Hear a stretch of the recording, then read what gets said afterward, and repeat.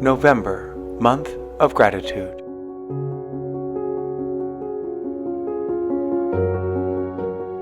The great Japanese tea master, Rikyu, of the 1500s, established the four main principles of Chado, or the way of tea. He defined them as wa, harmony, kei, respect, sei,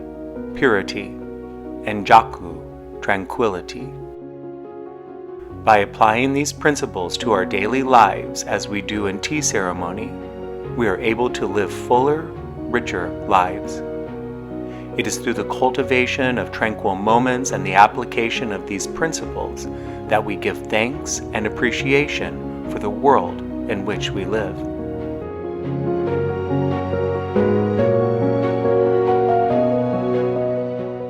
Kei, or respect, is the second of these principles, and it is at the very heart of Japan House. I found a lot of comfort kind of wandering through Japan House's grounds and gardens during COVID when there wasn't much to do besides take walks around. And so for me, this building was always kind of here, but I never really had a chance to kind of go inside. And so I was fortunate enough to be able to take the Ikebana class last fall. And from the moment I kind of first set foot inside, I knew I was kind of in a special place on campus.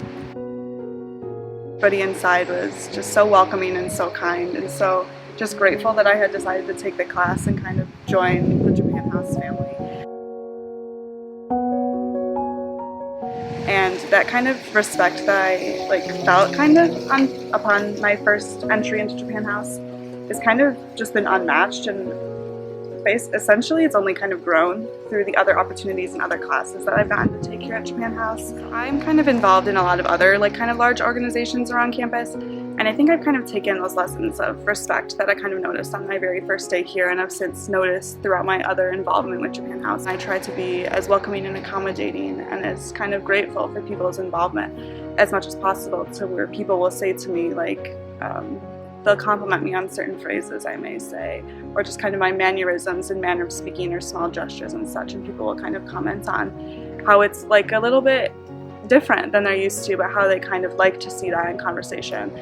Just kind of a very notable gesture is I found myself handing things to people with both hands instead of just one, which is something that we will teach here as a very traditional kind of manner of respect, and it's not something that we see just around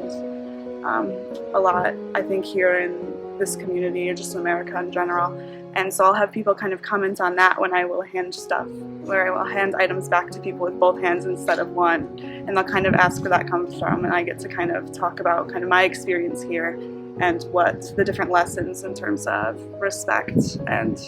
welcomingness and tradition, and what that's kind of done for me,